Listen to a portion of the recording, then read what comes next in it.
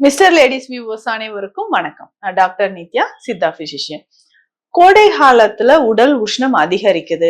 கோடையிலிருந்து பாதுகாத்து கொள்ள நம் என்னென்ன வழிமுறைகளை ஃபாலோ பண்ணலாம்? ரொம்ப ஈஸியா ஃபாலோ பண்ணக்கூடிய 10 வழிமுறைகளை நான் இப்ப சொல்றேன்.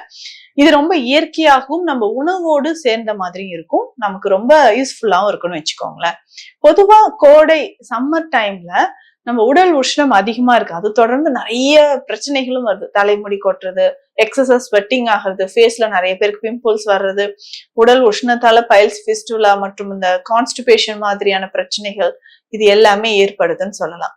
இப்போ பேசிக்கா நம்ம உணவு எடுக்கும் பொழுது உணவு நம்ம உடலை ரொம்ப குளுமையாக வைத்துக் கொள்ற மாதிரி, உஷ்ணம் அதிகரிக்காத மாதிரியும் பித்தத்தை சமநிலைப்படுத்துற மாதிரியான உணவுகளை எடுக்கணும். அதுல ரொம்ப ஈஸியான ஒரு உணவு அப்படின்னு பார்த்தோம்னா, நம்ம தினமும் காலையில நீராகாரம் குடிக்கிறது ரொம்ப ரொம்ப சிறந்தது. நீராகாரம் அதாவது ஐஸ் பிரியாணி நம்ம சொல்றோம், பழைய சாதத்தை. இந்த காலையில வெறும் வயிற்றுல இந்த நீராகாரம் குடிக்கும் பொழுது உடல் உஷ்ணம் சமநிலைப்படும். ஏன்னா இரவு நேரத்துல, இப்போ இரவு நேரத்திலயுமே பார்த்தோம்னா காத்தே இல்லாத மாதிரி ரொம்ப ஸ்வெட் ஆகுது. அப்போ எக்ஸஸா பாடியில ஹீட் ஆகும் இல்லைங்களா? இந்த கோடை காலத்துல இரவு நேரத்திலயும் அதிகமான உஷ்ணம் இருக்கு, ரொம்ப ஸ்வெட்டிங் அதிகமா இருக்கிறத நம்ம பாக்குறோம். அப்ப காலையில நீராகாரம் குடிச்சோம்னா உடலோட வெப்பம் சமநிலைப்படுதுன்னு சொல்லலாம். அதுக்கப்புறம் நம்ம என்ன பண்ணலாம்னா, மோர் அதிகமாக குடிச்சுக்கணும்.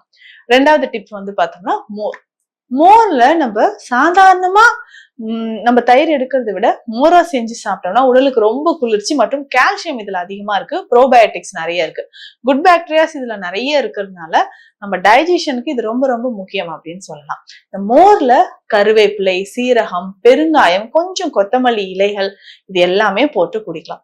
நிறைய பேருக்கு நீர் சுருக்கு வரும் கோடை காலத்துல. இதுல மோரோடு நம்ம என்ன பண்ணலாம்னா, குங்குளிய பருப்பம் அப்படின்ற மருந்து இருக்கு. இந்த மருந்து ஒரு 2 சிட்டிகை மோர்ல கலந்து குடிச்சுக்கிட்டே வந்தோம்னா அதிகமான உடல் உஷ்ணம் மற்றும் சிறுநீர் எரிச்சல் இது எல்லாமே வராமல் இருக்கும். அடுத்தது முக்கியமா பார்த்தோம்னா பதநீர் குடிக்கலாம். பதநீர் அப்படின்னு சொல்லும்போது இதுல இருக்கக்கூடிய கால்சியம் அளவு ரொம்ப ரொம்ப அதிகம். ஏன்னா அந்த அளவுக்கு நம்ம உடலை குளிர்ச்சியாக வைக்கிறதுக்கு பதநீர் ரொம்ப ரொம்ப முக்கியமானது. இந்த பதநீர்ல ஒரு சில நம்ம நுங்கு போட்டு சாப்பிடுவோம், அவ்வளவு அருமையான ஒரு டேஸ்டா இருக்கும். இயற்கையோடு சேர்ந்த ஒரு முக்கியமான ஒரு ஆகாரம் அப்படின்னு சொல்லலாம் இந்த பதநீர். இது குழந்தைகள்ல இருந்து பெரியவர்கள் எல்லாருமே குடிக்கலாம். முக்கியமாக ரொம்ப நாளா ஸ்டொமக் அல்சர், அசிடிட்டி உடம்புல அதிகமாக இருக்கு, நெஞ்சு எரிச்சல் இருக்கு, புளித்த ஏப்பம் இருக்கு, நம்ம உடல்ல ஆசனவாய் பகுதியில அதிகமான கடுப்பு, ஃபிஷர், ஃபிஸ்டுலா இருக்குன்னா இந்த பதநீரை நம்ம உணவோடு சேர்த்து எடுத்துக்கலாம். இல்ல காலையில வெறும் வயிற்றுல இந்த பதநீர் குடிக்கும் பொழுது என்ன ஆகுதுன்னா, நம்ம உடலோட உஷ்ணம், ஏன்னா இரவு நேரத்துல இருக்கக்கூடிய அந்த உஷ்ணம் தணிக்கப்படுதுன்னு சொல்லலாம். பனை மற்றும் பனை சார்ந்த பொருட்கள் எதுவாக இருந்தாலும் நம்ம உடலோட உஷ்ணத்தை அது குறைக்கும். அந்த வகையில தான் இந்த பதநீரும் நமக்கு இருக்கு. அதுக்கப்புறம் முக்கியமா பார்த்தோம்னா எல்லாருக்குமே பிடித்ததுன்னு பார்த்தோம்னா பானகம். பானகத்துல இருக்கக்கூடிய ஒரு சுவையும் ஆற்றலும் பார்த்தோம்னா ரொம்ப ரொம்ப எக்ஸலண்ட் அப்படின்னு சொல்லலாம். உடல் ஆரோக்கியத்துக்காக, அதையும் தாண்டி ஒரு சுவை மிக்க ஒரு பானம் நம்ம உடலை தேற்றுவதற்கு ரொம்ப முக்கியமானதுன்னா இந்த பானகத்தை குடிக்கலாம். முக்கியமா இந்த பானகம் செய்யும் பொழுது எலுமிச்சை சாறு, வெல்லம் இருக்கு, இதுல வெல்லம் சேர்க்கிறோம், ஏலக்காய் பொடி, சுக்கு, துளசி இலைகள் இது எல்லாமே போட்டு குடிக்கிறோம். வெயில் காலங்கள அஜீரணம் ஏற்படுது, உடல் உஷ்ணத்தால அஜீரணம் இருக்கு, சரியாமையும் அடிக்கடி புளித்த ஏப்பம் வருதுன்னா இந்த பானகத்தை தொடர்ந்து நம்ம குடிச்சிட்டு வந்தோம்னா, இப்ப வெயில் காலம் முடிகிற வரைக்கும் இப்ப நிறைய பேர் வெயில்ல சுத்துவாங்க, கோயில் திருவிழாக்கள் எல்லாம் கூட வெயில்ல இருக்கும் பொழுது இந்த பானகத்தை கொடுக்கறது நம்ம வழக்கத்துல இருக்கு. அப்ப உடல் உஷ்ணத்தை தணிப்பதற்கு இந்த பானகம் ரொம்ப ரொம்ப சிறந்தது. அதுக்கப்புறம் உடல் உஷ்ணம் அதிகமா இருக்கிறவங்களுக்கு வாயில நிறைய புண்கள் வந்துகிட்டே இருக்கும். இதற்கு என்ன பண்ணலாம் அப்படின்னா, ஆயில் புல்லிங் ரொம்ப ரொம்ப இம்பார்ட்டன்ட். நல்லெண்ணெய் நம்ம உடல்ல நிறைய அந்த எக்ஸஸா இருக்கக்கூடிய, அதிகப்படியாக இருக்கக்கூடிய அந்த உஷ்ணத்தை தணிக்கக்கூடிய ஆற்றல் நல்லெண்ணெய்க்கு இருக்கு. நிறைய பேருக்கு சொல்லுவாங்க, நாக்கெல்லாம் புண்ணு இருந்துகிட்டே இருக்கு, வாயில புண்ணு இருக்கு, வாய் ஓரங்கள்ல லிப்ஸோட ஓரங்கள்ல புண்கள் இருக்கு, இது எல்லாமே உடல் சூட்டுனால வருதுங்க. இந்த சம்மர் வந்தாலே எனக்கு இந்த பிரச்சனை இருக்குன்னு சொல்றாங்க. ஆயில் புல்லிங் அதாவது எண்ணெய் கொப்பளிப்பு ரொம்ப ரொம்ப சிறந்தது. நல்லெண்ணெய் வாயில ஒரு 10-15 ml ஊத்திட்டு காலையில நல்லா கொப்பளிச்சுக்கிட்டே இருக்கணும். இந்த கொப்பளிச்சு வெளியில துப்பும் பொழுது அது வாயில வந்து ஒரு 15 நிமிடங்கள் வரைக்கும் நம்ம வச்சுட்டு இருந்தோம்னா வெண்மையாக மாற ஆரம்பிக்கும். சோ அந்த டைம்ல அதை வந்து வெளியில துப்பிட்டோம்னா உடல் உஷ்ணத்தை இது குறைக்குதுன்னு சொல்லலாம். அடுத்த 6வது விஷயம் என்னன்னா வெந்தயம். ரொம்ப ரொம்ப முக்கியமான ஒரு விஷயம். நம்ம உடலோட குளுமைக்கும் குளிர்ச்சிக்கும் இது ரொம்ப அவசியமான ஒன்று. சம்மர் டைம்ல அதிகமான உஷ்ணம் இருக்கக்கூடிய டைம்ல நம்ம நைட்டே இதை வந்து ஊற வச்சிடணும். காலையில வெந்தயத்தை கொஞ்சம் சாப்பிடலாம், இல்ல முளைக்கட்டிய வெந்தயமும் நமக்கு பயன்படுதுன்னு சொல்லலாம். வெந்தய கீரையும் நம்ம உணவுல டெய்லி சேர்த்துக்கலாம். ரொம்ப ஈஸியா வெந்தய கீரை நம்ம வீடுகள்லயே இப்ப வெந்தயத்தை கொஞ்சம் தூவி விட்டோம்னா அது வளர ஆரம்பிச்சிடும். வெந்தய கீரையும் நம்ம உணவுல சேர்த்துக்கிட்டே வந்தோம்னா அதிகப்படியான உடல் உஷ்ணம் குறையும். அதுக்கப்புறம் காலையிலேயே நம்ம வந்து சாப்பிடக்கூடிய ஒரு விஷயம், இது சாப்பிட்டோம்னா டக்குன்னு உடல் உஷ்ணம் குறைய ஆரம்பிக்கும் அப்படின்னா பாதாம் பிசின். பாதாம் பிசினுக்கு இருக்கக்கூடிய ஆற்றல் இருக்கேப்பா உடல் உஷ்ணத்தை டக்குன்னு குறைச்சி விட்டுரும். அதான் நம்ம சில ஜிகர் தண்டெல்லாம் குடிக்கும்போது அந்த பாதாம் பிசினை வந்து சேர்த்து குடிப்போம். உடல் உஷ்ணம் தொடர்பாக இருக்கக்கூடிய பிரச்சனைகளுக்கு இந்த பாதாம் பிசினை சேர்த்துக்கலாம்.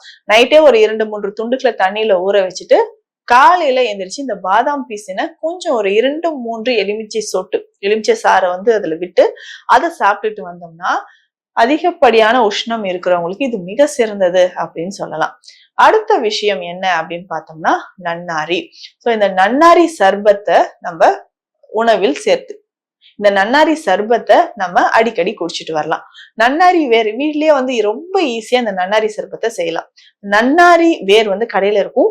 அது உடைச்சு உள்ள இருக்கக்கூடிய நரம்பு மாதிரி ஒரு பகுதி அதை எடுத்துட்டு புறணி பகுதியை மட்டும் எடுத்து தண்ணீர்ல ஊற வைக்கணும். நைட் எல்லாம் ஊறினதுக்கு அப்புறம் காலையில ஒரு 2 லிட்டர் தண்ணினா இது நல்லா கொதிக்க வச்சு 1 லிட்டரா வந்ததுக்கு அப்புறம் இதோட கொஞ்சம் வெல்லம் இல்லைன்னா கருப்பட்டி சேர்த்து காய்ச்சி எடுத்து வச்சுக்கலாம்.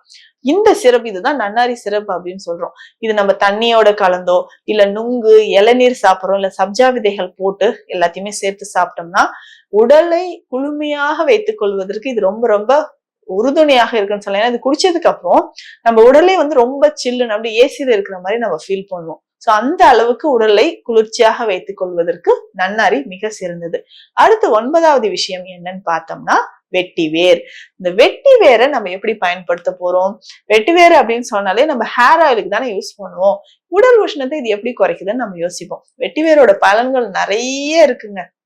அதுல முக்கியமா பார்த்தோம்னா இதுல இருந்து எசென்ஷியல் ஆயில் வந்து எடுக்கிறாங்க. இந்த ஆயிலை நம்ம பாடியில அப்ளை பண்ணோம்னா உடல் உஷ்ணத்தை குறைப்பதற்கு இந்த வெட்டிவேர் மிக சிறந்ததாக இருக்கு அப்படின்னு சொல்லலாம்.